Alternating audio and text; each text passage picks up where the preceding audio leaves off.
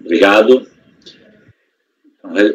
Retornando à pauta da sessão iniciada agora às 9 horas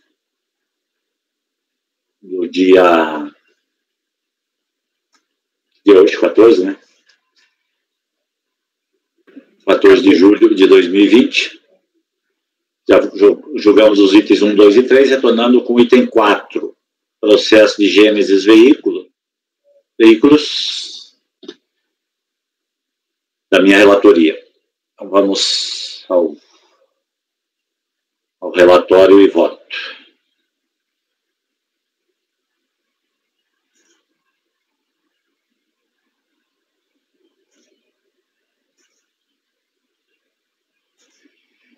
Eu vou fazer uma apresentação breve desse processo aqui. Ele tem umas circunstâncias que ocorreram após a formalização do auto de infração. É um caso de auto de infração, né, de omissão de receita, com lucro arbitrário. Só que boa parte da fiscalização ela transcorreu com intimações por edital para o contribuinte, né? E apenas um dos, e foram lançados o contribuinte e os responsáveis solidários. Apenas um deles teve a impugnação conhecida. Eu vou lá já direto aqui na parte que eu transcrevo parcialmente o relatório da DRJ, que explicita a situação ocorrida. No final da página da folha 3, em diante ali. Então, a ciência dos autos de infração deu por edital afixado na delegacia. Tá? O que aconteceu? Os sócios da empresa, senhores Francisco Luiz Linhares, ajuizaram a ação ordinária na Justiça Federal, pedindo antecipação de tutela, requerendo anulação dos autos e confirmando direito de manifestação no processo. O juiz entendeu que, no tocante ao lançamento efetuado em nome da pessoa jurídica, da qual os autores da ação são sócios, não houve nenhuma irregularidade, uma vez que, quando o início da ação fiscal, a empresa já estava informalmente inativa, razão de não ter sido encontrada. Quanto ao sócio Francisco Luiz Linhares Maciel, também não houve irregularidade, pois a notificação por edital foi feita em face do seu endereço no cadastro da RFB, está desatualizado. Quanto ao sócio Fabiano Antônio da Silva, houve falha quando da realização da notificação por edital, uma vez que esse apresentou alteração de endereço antes da efetiva notificação editalícia. Essa decisão foi confirmada pelo TRF5, mantendo, então, a anulação do edital em face desse corresponsável, Fabiano Antônio da Silva. Ele apresentou a sua impugnação, né, está aqui os argumentos que ele apresentou, e a DRJ entendeu, né, negou provimento à impugnação.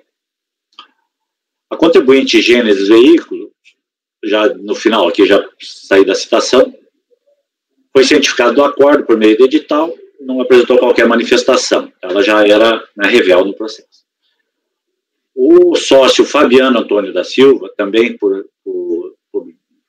intimado por edital, também não apresentou. Fabiano é esse que tinha conseguido uma ordem judicial para conhecer da manifestação dele. O processo foi encaminhado para inscrição individuativa, e aí a Procuradoria da Fazenda da 5ª Região devolveu o processo à unidade, dizendo que o sócio Francisco Luiz Linhares não tinha sido cientificado da decisão recorrida. Na sequência, ele foi, então, intimado e apresentou um recurso contra o acordo de primeiro grau. E alega, em síntese, a nulidade por extrapolação da ação fiscal, necessidade de extinção do processo falta de provas, necessidade de processo regular prévio à autuação em caso de lançamento por arbitramento, necessidade de realização de perícia. O problema é que ele não teve impugnação conhecida, né? Então, a minha proposição aqui é de não conhecimento desse recurso. Vou ler o voto, então. E ele havia sido cientificado do lançamento? O lançamento tinha sido, por edital, né? E aí o judiciário tinha entendido que foi válida a citação por edital dele. O recurso é tempestivo. Não obstante, o recurso não pode ser conhecido, pois o recorrente não integrava a lide que restou instaurada apenas em face do responsável solidário, Fabiano Antônio da Silva, que foi o único dos co-obrigados a apresentar a impugnação e, cientificado do acordo recorrido, não interpôs recurso. O recorrente não apresenta na sua peça recursal qualquer justificativa ou questionamento quanto à ausência de apresentação da impugnação, limitando-se a questionar o mérito da exigência. Com efeito, nos termos do artigo 14 do Decreto 70.235, somente com a interposição de impugnação se instaura a fase litigiosa do procedimento em face de cada um dos co-obrigados. Embora a decisão em favor de um dos co-obrigados aproveite aos demais, e a interposição de impugnação por um deles suspenda a exigibilidade em face de todos eles, conforme com o artigo 100, o litígio instaurado se restringe ao co-obrigado que interpôs a impugnação e se limita às matérias expressamente impugnadas, no termo do artigo 17 do Decreto 70.235. Assim, em que pese o sujeito passivo solidário deva ser cientificado de todos os atos praticados no processo, nos termos do artigo 3, inciso 2 e do artigo 28 da Lei 9784, de 99, sua ação do ponto de vista do litígio resta obstaculizada ante sua inércia quando do prazo para a apresentação da impugnação, restando precluso seu direito de se manifestar no processo administrativo em sede recursal. Não deixei de observar que a intimação do resultado do julgamento, essa que foi feita por orientação da PGFN, equivocadamente abriu a possibilidade de interposição de recurso ao CARF, provavelmente por utilizar de formulário padrão de endereço de ciência aos contribuintes, endereçamento da ciência. Tal fato, todavia, não tem o condão de afastar as disposições legais que regem o processo administrativo fiscal para restabelecer a capacidade postulatória do interessado no presente processo, que restou precluso ao deixar de apresentar a impugnação no prazo legal. Portanto, isso foi só no sentido de não conhecer do recurso voluntário interposto. É isso. Algum questionamento? Paulo? Acompanho o relator. Gustavo? Com o relator, presidente. Ricardo? Acompanho o relator. Flávio? Com o relator, presidente. André? Com o relator. Cláudio? Presidente, também vou acompanhar. Eu só fiquei em dúvida, mas aqui eu acho que está esclarecido, né? Como é que ele teve a oportunidade de interpor o recurso voluntário, né? É porque ele recebeu uma intimação por equívoco da PGFN. Não, da unidade de origem. A intimação foi uma ordem da PFN para sanear o processo, que ele conhecesse a decisão de primeiro grau. Só que ao intimar, a unidade disse que ele tinha direito a interpor recurso, coisa que ele não tinha. Então, o equívoco talvez tenha originado essa apresentação, seja decorrente dessa intimação. O que, no meu entender, de qualquer maneira, não legitima a interposição. Acompanhe o seu voto. André? Acompanho. Então, por unanimidade de votos, o colegiado entende, decide não conhecer do recurso voluntário interposto. Presidente, você colheu do Andréia o voto? Não, falei. Eu falei? Colheu. Sim. Obrigado. Próximo item, aqui tem uma retirada de pauta, o item 5, Santander, por solicitação do contribuinte, e tendo como reflexo o item 6, que era um repetitivo desse processo. Então vamos ao item 7, Ricardo. Alfa Previdência. Também é um repetitivo, né? Vamos lá.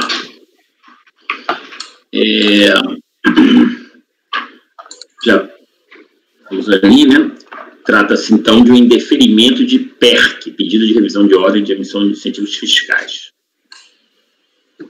O direito consubstanciado no referido PERC, relativo ao ano de 2007, não foi reconhecido sob o argumento, tem os códigos, né, de indeferimento automático.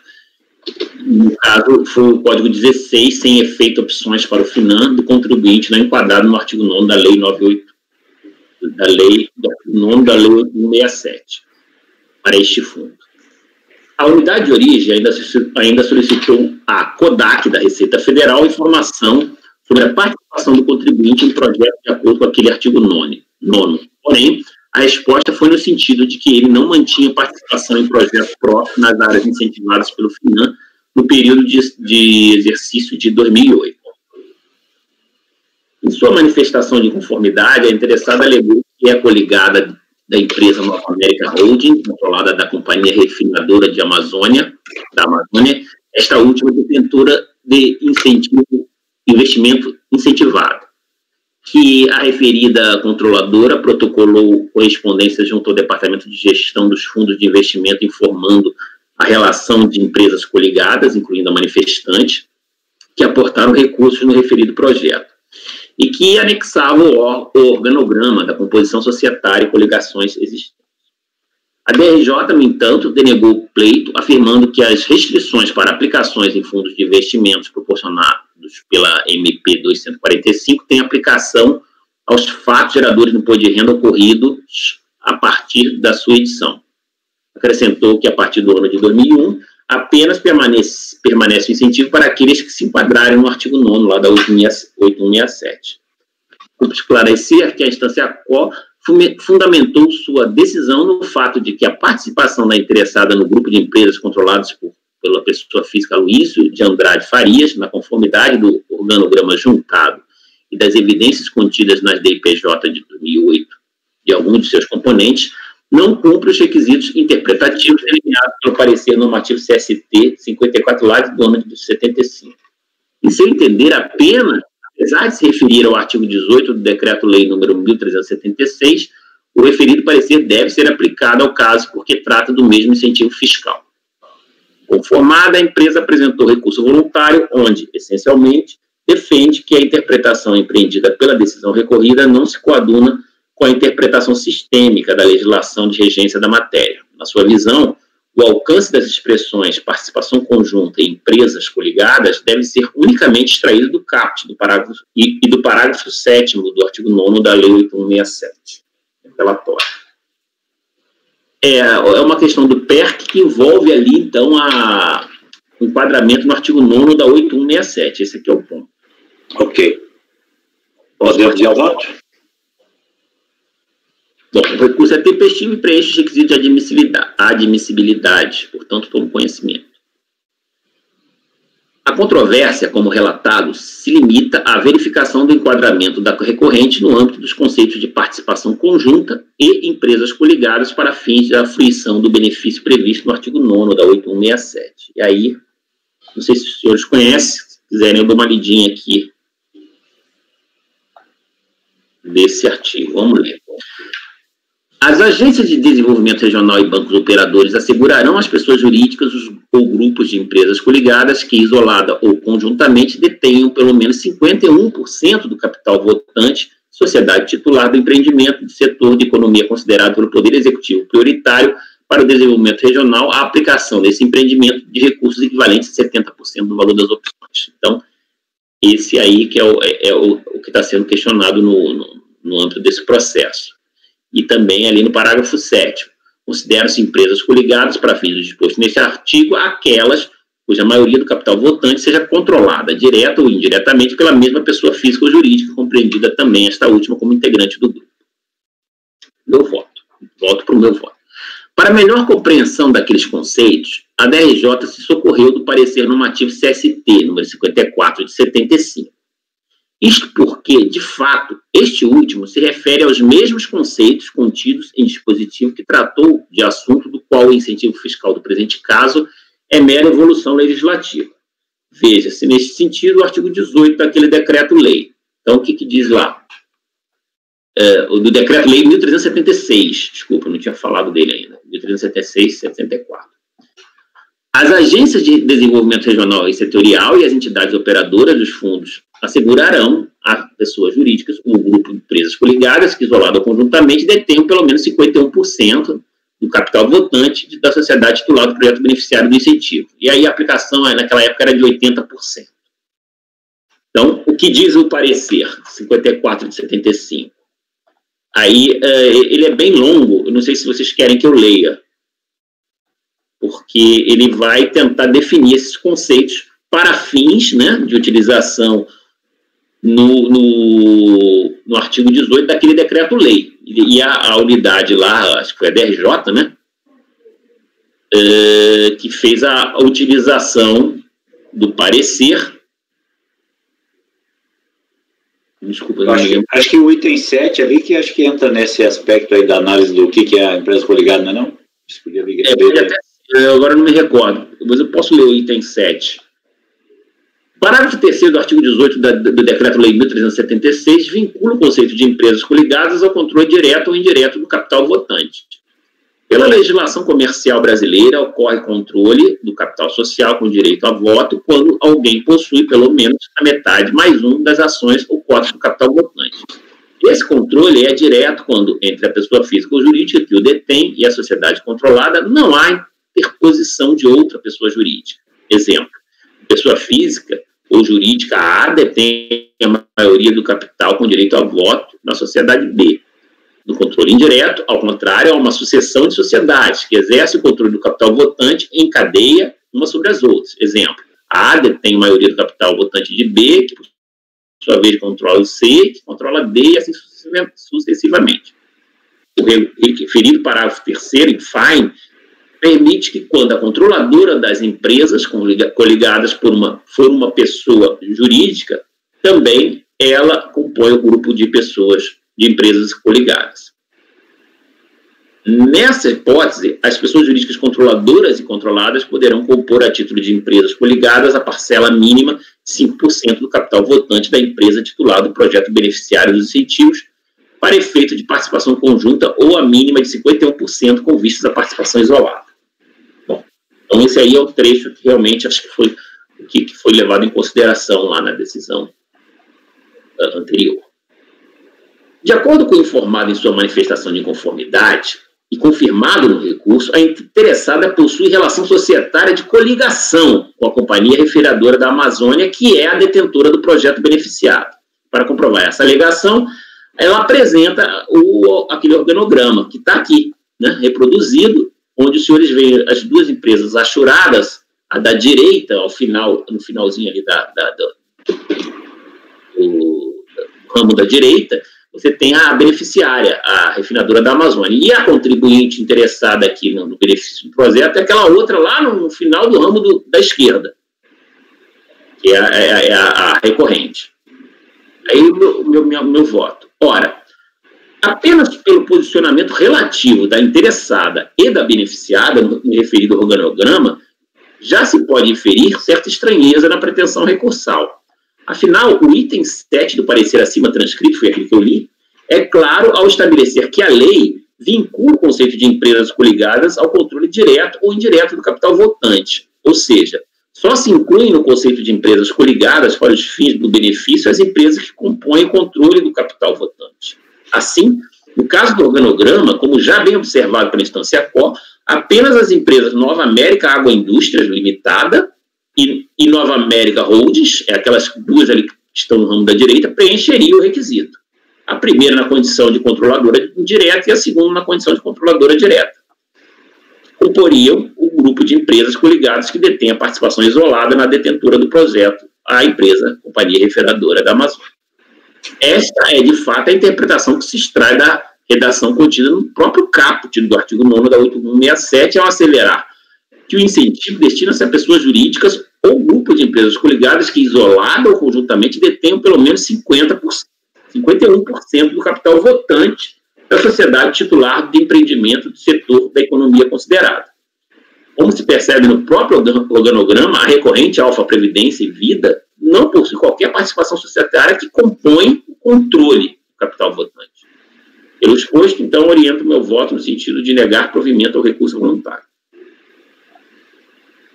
O relator está negando provimento. Entenderam bem a situação fática aí? Algum questionamento? Então vamos ao... Presidente, só para eu entender aqui, qual que detém aí o benefício, Ricardo? Dentro desse organograma aqui, que eu não achei ela. A questão não é de deter, né? Quem está pretendendo o benefício aqui nesse processo é aquela. Isso. Tá no canto é achurada no ramo da direita. Da esquerda. Da esquerda, a Alfa Previdência e Vida S.A. É a última ali do ramo da direita. Tá. E aí o que eu considerei aqui, que quem teria direito nesse organograma aqui, pela análise simplificada, seria essas duas que estão acima, e não aquela não já entendi. Se eu não estou enganado, Paulo que é bom dessas lembranças, a gente já julgou alguma coisa dessa Corumbau aí, esse nome não é estranho. Assim, ó. A gente já jogou uns 3 processos relacionados com essa matéria, né? Na verdade, eles querem estender o benefício a qualquer empresa que faça parte do grupo econômico, né? Beleza. Já está entendido, presidente. Desculpa te interromper. Não, tranquilo. Então podemos ao voto, Paulo? Sim, acompanho o relator. Flávio? Gustavo, aliás, perdão. Acompanho o relator, presidente. Flávio? Com o relator, presidente. Andréa? Acompanho o relator. Lélcio? Também com o relator, presidente. André? Acompanho o relator. Também acompanha, então, por unanimidade de votos, acórdão colegiado em negar provimento ao recurso voluntário relativo ao item 7 da pauta, Alfa Previdência, se reflete também no item 8, tem também com a mesma empresa como recorrente. 7 e 8. Então, deixa eu fazer a anotação e a gente já passa para o próximo item.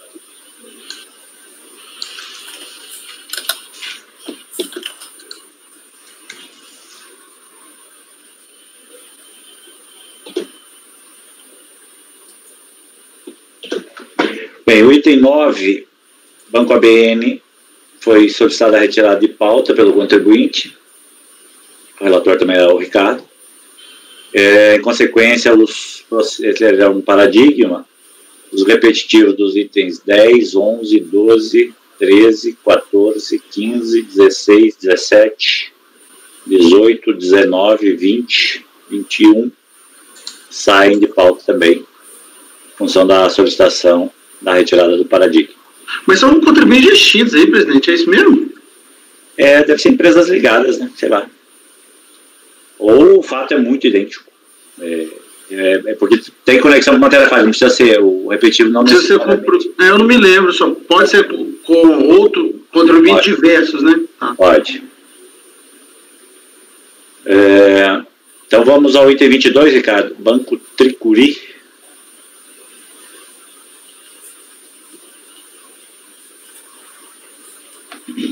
Novamente, estamos diante de um caso de PERC, deferido pela BINF São Paulo.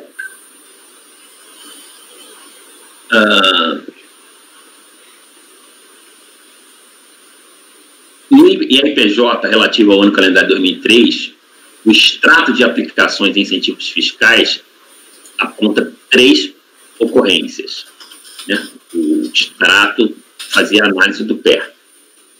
O item 4, redução de valor, item 11, contribuinte com débitos de tributos e contribuições federais, e item 15, sem efeito de opções para o FINOR no contribuinte, não enquadrado no artigo 9º da Lei 8167. Então, eram 3 os motivos de indeferimento. No despacho decisório, foi decidido que a autoridade administrativa competente indeferiu o pedido, tendo em vista o resultado de consultas ao CADIM e aos registros de regularidade.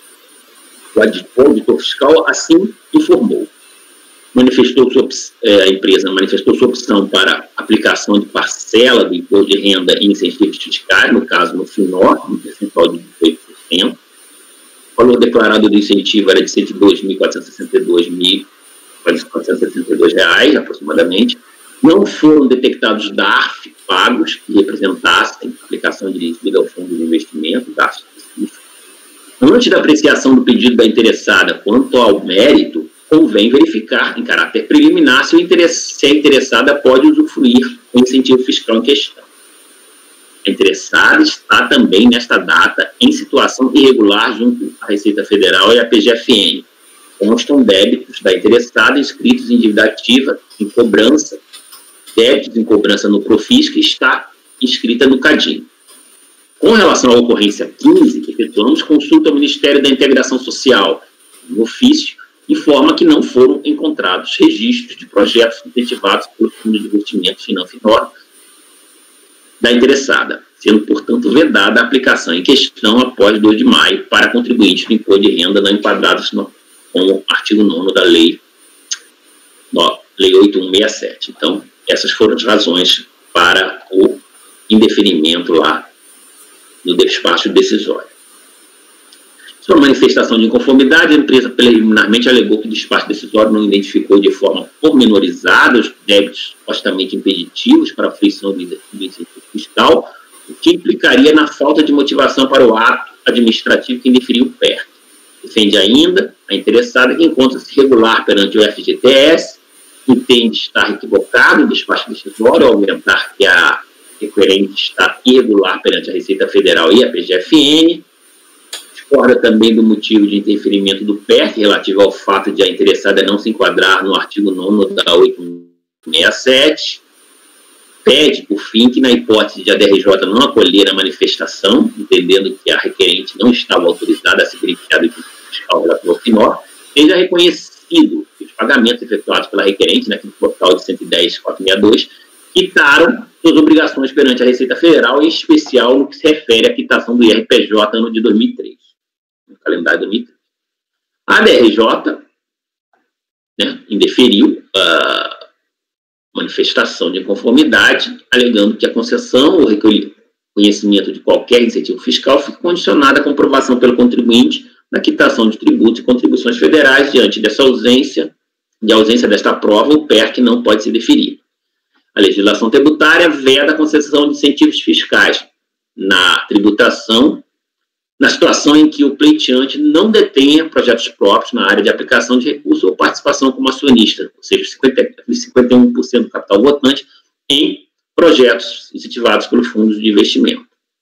E da cumpre esclarecer que a preliminar de nulidade por falta de motivação do inferimento do incentivo foi afastada com base no fato de que o despacho decisório teria apontado falhas do processo que revelavam os débitos da interessada em aberto na ocasião em que o PERC foi apreciado.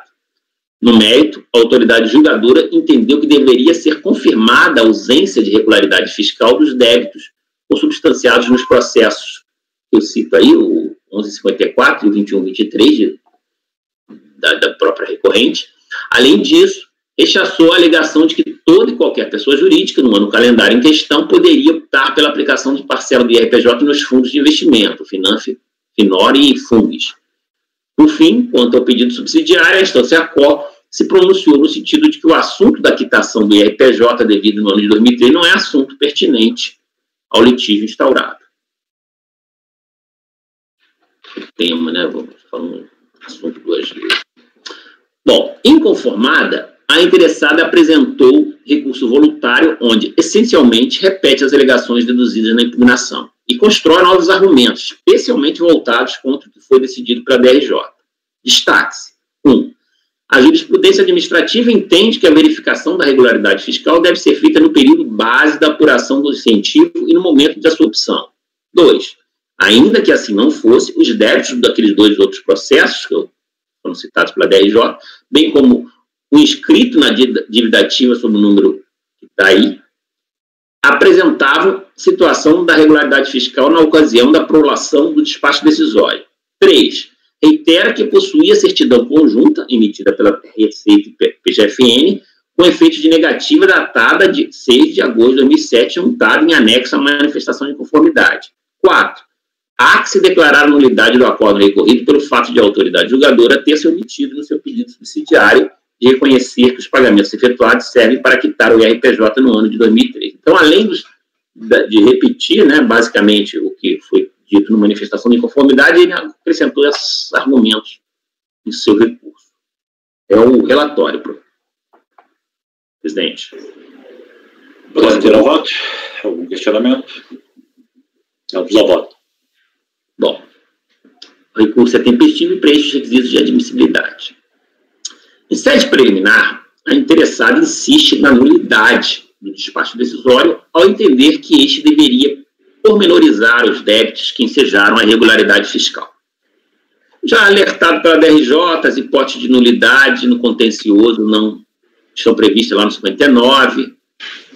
No caso, só se poderia cogitar da preterição ao direito de defesa. Porém, a recorrente teve o claro conhecimento da situação considerada irregular quando o item 13 do despacho decisório fez expressa referência às folhas 53 e 63 do presente processo. Isto porque foi lá que se iniciou o contencioso e, a partir de então, a interessada pôde impetrar sua manifestação de inconformidade e tecer considerações acerca da regularidade fiscal dos débitos referidos naquele despacho. Trata-se, portanto, da conhecida dialética processual. Portanto, não houve qualquer preterição do direito de defesa capaz de confirmar a nulidade reclamada. No mérito da questão da regularidade fiscal, entretanto, há que se dar razão à recorrente. É que a súmula CAF número 37 é clara quanto à comprovação da regularidade mediante a apresentação de certidão em qualquer momento posterior à data da opção. Eu produzo aí a súmula CAF com destaque para aquele trecho que fala que, inclusive, mediante a apresentação de certidão posterior à data da opção.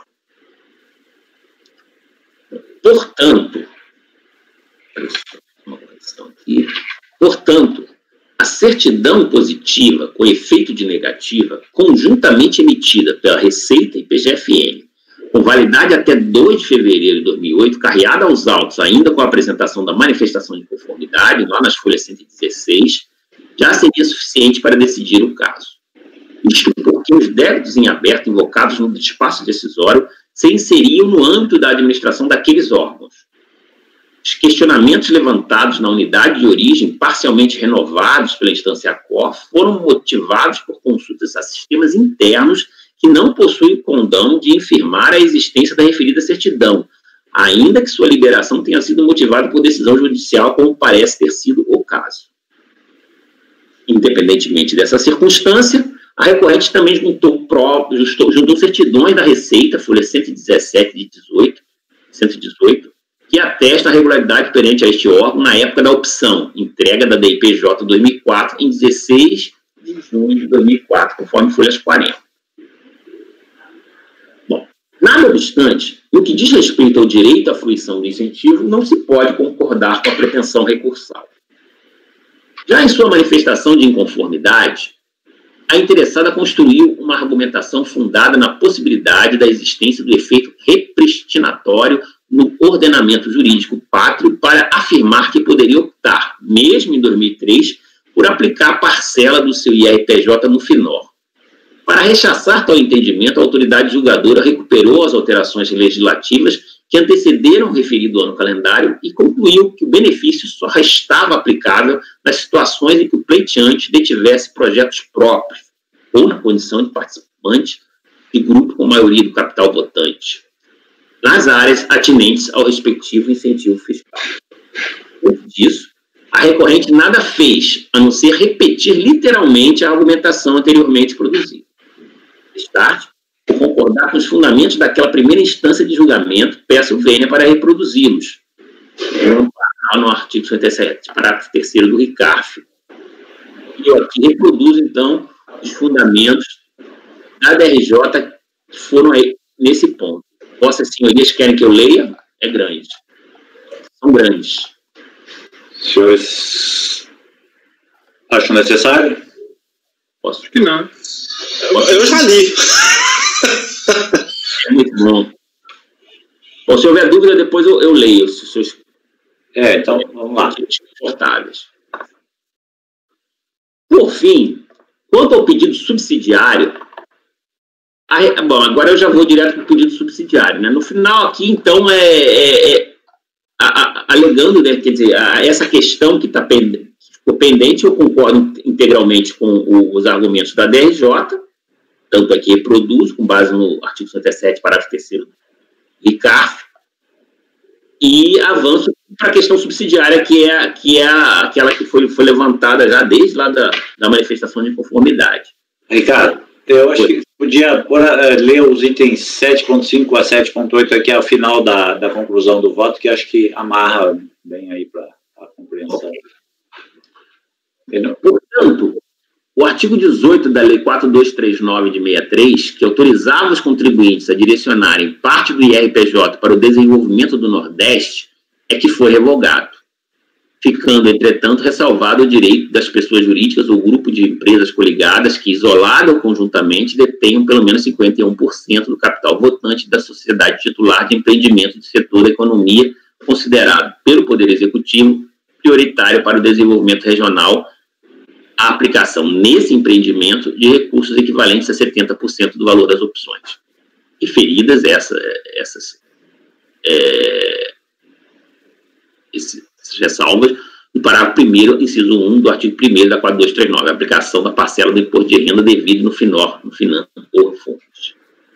Com efeito, ao contrário do que defende a interessada, não é toda e qualquer pessoa jurídica que no ano de 2002 poderia optar pela aplicação de parcela do IRPJ nos fundos FINOR, FINAM, FUNES, pois somente aquelas que detinham projetos próprios nas áreas de aplicação de recursos e ou participação como acionista, 51% do capital votante, em projetos incentivados é que estavam autorizadas a fazer a opção.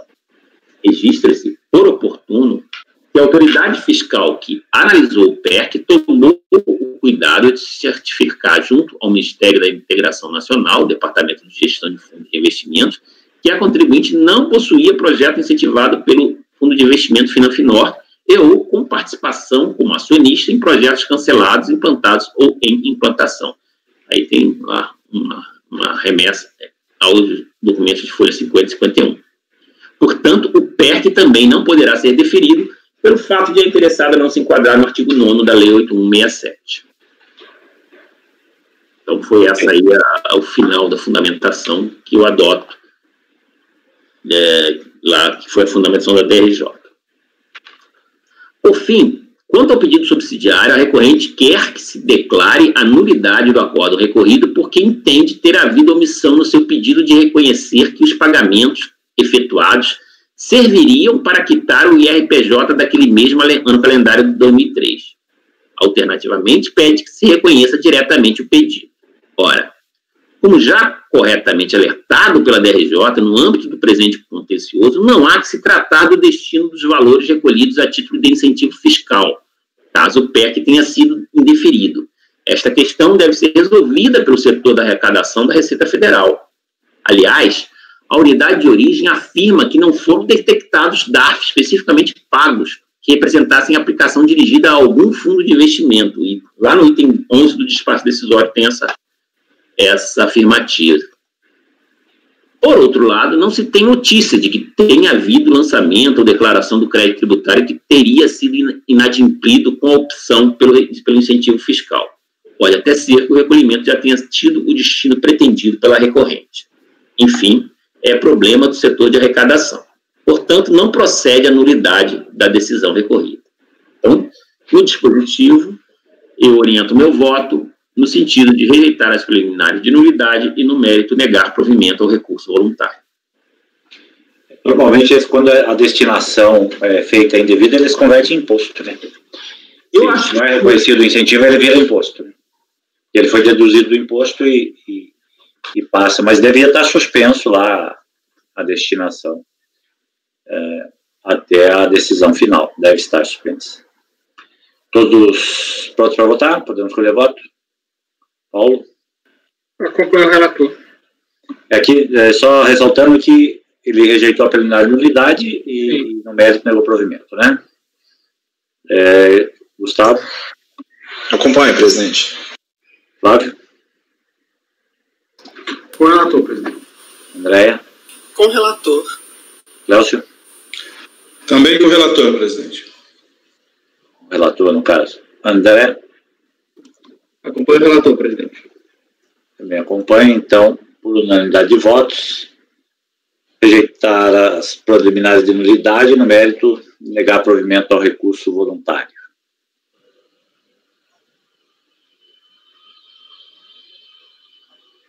Próximo item 23, prometeu participações. Relator Paulo, pode ir preparando aí o seu voto, Paulo. Só vou anotar aqui a...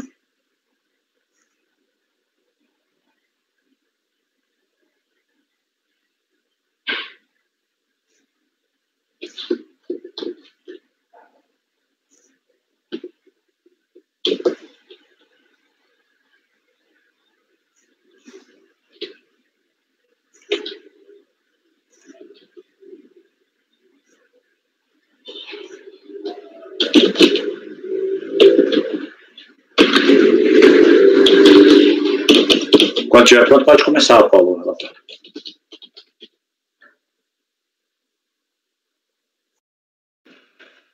Esse recurso voluntário, intercurso de relação a acórdão, por meio do qual a DRJ julgou improcedente a manifestação de conformidade apresentada pela recorrente. O processo trata de uma decomp, em que a recorrente compensou parcialmente o suposto saldo negativo de RPJ, referente ao ano calendário 2005, montante de 447 mil, apurado pela pessoa jurídica Proceda Tecnologia, por ela incorporada em 31 de julho de 2005, com débito de sua responsabilidade.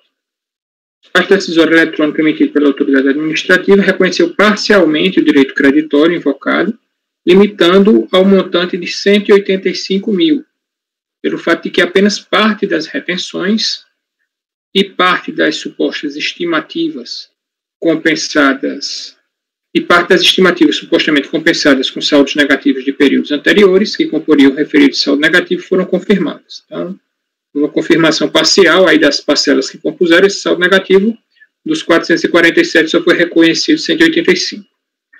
Assim, homologou parcialmente a compensação realizada na referida decomp e não homologou aquelas declaradas em duas outras decomps, tendo por base o mesmo direito creditório. Quando foi intimada, apresentou manifestação de conformidade que, por razões desconhecidas, não foram juntadas aos autos. Assim, foi intimada para reapresentação, na verdade, do referido recurso. Por meio de sua incorporadora, Votorantim Industrial, reapresentou, então, a manifestação de inconformidade, na qual sustenta que o ato decisório emitido pela autoridade seria nulo, por ausência de fundamento e validade para a glosa de parte do crédito compensado, relacionado com a compensação objeto de discussão administrativa no processo administrativo final 37. Subsidiariamente, haveria conexão por prejudicialidade entre os presentes autos e o processo administrativo acima referido, de modo que devem ser reunidos para julgamento conjunto, evitando decisões contraditórias. Subsidiariamente ainda, que a homologação parcial da compensação realizada no processo final 37 não merece prosperar, seja pela nulidade do despacho decisório ali proferido, seja pela regularidade do crédito objeto da compensação. Quanto ao mérito do presente processo, o saldo negativo de RPJ compensado está apurado na DPJ e as retenções de IRRF que o compõem estão comprovadas pelos comprovantes de rendimentos pagos juntados aos autos. Considerando que os anexos a que se refere à manifestação de conformidade não foram juntados aos autos, houve a intimação da recorrente para o saneamento do vício. Por sucessivas prorrogações de prazo, apenas parte dos referidos anexos foram apresentados. A decisão de primeira instância rejeitou a preliminar de nulidade, por considerar que o despacho decisório proferido pela autoridade administrativa descreve com clareza as parcelas não confirmadas e a razão do não reconhecimento, direito creditório. Rejeitou a preliminar de conexão com o processo 37, por entender que não haveria a mesma causa de pedir nestes e naqueles, já que tratam de créditos de períodos diferentes. Quanto ao mérito, registrou que mesmo após as sucessivas prorrogações da intimação realizada, a recorrente não apresentou os comprovantes das retenções não confirmadas no despacho decisório, de modo que deveria ser mantido o não reconhecimento. Em relação à parcela da estimativa compensada no processo administrativo final 37, no valor de 247 mil, a decisão reconheceu que deve compor o saldo negativo que tratam os presentes autos, já que teria havido a homologação da respectiva decomp. Então, parte da estimativa já foi resolvida, ficou pendente só a questão da retenção. Após a ciência, foi apresentado recurso voluntário, no qual o Votorantim S.A.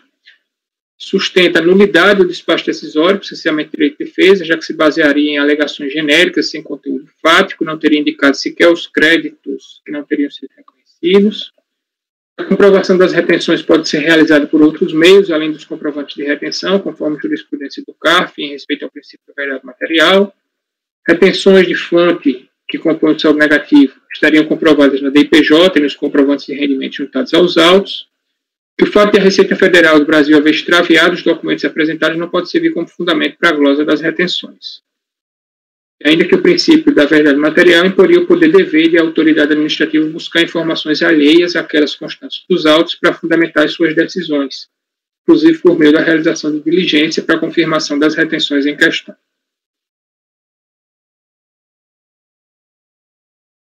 Ricardo, quer falar? Questionamento, Ricardo? Eu não entendi. A Receita Federal que extraviou os documentos? Eu entendi. Não, é para ela que está alegando, porque é o seguinte, no primeiro momento, ela apresentou uma impugnação que não foi juntada aos autos. Aí ela foi intimada para apresentar de novo essa impugnação, essa manifestação de conformidade. Aí ela apresentou, só que não apresentou os anexos a que ela se refere no documento, na peça. Aí ela foi reintimada para apresentar, então, esses anexos. E aí ela apresentou só parte deles. E aí a alegação dela é que, quando ela apresentou originalmente, ela teria juntado esses documentos, assim, ela está atribuindo essa ausência de apresentação ao extravio por parte da Receita. E ela tem provas de isso? Vou tratar disso. Bom, okay. Podemos ir ao voto? Estou conhecendo o recurso, todos os requisitos de admissibilidade. Premiado nulidade. O corrente novamente sustenta a nulidade do despacho decisório emitido pela autoridade administrativa. Se eu entender, não teria havido apresentação clara dos fundamentos pelos quais houve o não reconhecimento do direito creditório, sequer a especificação dos valores não reconhecidos, que constituiria essencialmente o seu direito de defesa. De fato, em tese, a ocorrência dos vícios citados pela recorrente representaria obstáculo à compreensão dos motivos e valores não reconhecidos, dificultando, portanto, a elaboração dos argumentos de defesa e a apresentação de provas para se contrapor a defesa. Isso daí configuraria a nulidade com cerceamento do direito de defesa. A leitura da referida decisão, porém, afasta as referidas alegações. O despacho decisório, folha 10, estão apontados os montantes reconhecidos de cada parcela de composição do crédito. Já nas informações complementares, de folhas 13 e 14, são apontados por fonte pagadora todos os valores de retenção comprovados com base nas informações prestadas por estas, todos os montantes não comprovados ou parcialmente comprovados e as justificativas para não confirmação. Para quanto às estimativas de RPJ, todos os valores confirmados parcialmente e os motivos para não confirmação. Por fim, as informações complementares de folha 15, as informações por DECOMP relativas aos valores parcialmente homologados ou não homologados. Além disso, a informação de folha 14, a informação, a folha 14, de que os documentos considerados na análise realizadas estão à disposição do sujeito passivo por meio de consulta na unidade de origem ao processo administrativo final 15. Aqui é aquele caso em que a unidade analisa e ela junta esses documentos em um processo administrativo e no despacho decisório fica apontado para o contribuinte, então, onde é que isso daí consta. Constata-se, portanto, que todas as informações necessárias à compreensão dos motivos para o não reconhecimento do direito creditório para o pleno exercício do direito de defesa estão devidamente apresentados na decisão administrativa. Tanto é que a recorrente apresentou a sua manifestação de inconformidade, se contrapondo especificamente em relação a cada parcela dos valores não reconhecidos. Deve ser rejeitada, então, a preliminar de nulidade. Ok. Pode seguir, a gente colhe o voto junto, acho que. Do mérito. Como bem delimitado pela recorrente, após a decisão de primeira instância, permanece em discussão apenas parte das supostas retenções sofridas pela recorrente, no montante de 14.500. Se concordar com a recorrente, no sentido que a comprovação das referidas retenções não se dá exclusivamente pela apresentação dos comprovantes emitidos pela fonte pagadora. Há muita jurisprudência admite a comprovação por meio de outros instrumentos de prova hábeis e idôneos. A oposição levou à emissão da súmula CAF número 143. Os presentes autos, contudo, a recorrente não apresenta qualquer documento comprobatório em relação às retenções não reconhecidas no despacho decisório. O fato das referidas retenções estarem informadas na DIPJ por ela apresentada não é prova da sua existência, apenas uma informação prestada pela própria recorrente. Não é verídico, portanto, que o acórdão recorrido esteja lastreado equivocadamente em questão meramente formal. No caso, a questão é de ausência de prova, de qualquer tipo. Não são admissíveis as justificativas no sentido de que teria apresentado os referidos comprovantes juntamente com manifestação de inconformidade extraviada por culpa da Receita Federal do Brasil. Os documentos se referem a fatos ocorridos há muito tempo, de modo que, apesar de envidar todos os esforços, não logrou encontrá-los. Em primeiro lugar, obviamente, se a recorrente alega a existência das referidas retenções, é seu o ônus de comprová-las, depende do tempo de decorrido. Para concluir o processo administrativo que analisa a existência do direito creditório que invoca, deveria manter a guarda dos documentos comprobatórios. Cabe lembrar o disposto no artigo 16 do Decreto 7.235. E do contido no artigo 373 do CPC. Além do dever de guardar os referidos comprovantes de retenção, a recorrente poderia ter tentado obtê-los junto às fontes pagadoras. Não há prova, contudo, de tal intento. Poderia ainda ter apresentado a escrituração comercial com registro do referidos das retenções sofridas, extratos bancários e notas fiscais. Repita-se, nenhum elemento de prova foi apresentado. Sequer a prova de que a manifestação de inconformidade originalmente apresentada pela recorrente estava acompanhada dos seus anexos, pois, quando da reapresentação, a recorrente não juntou tais peças, provocando intimação nesse sentido.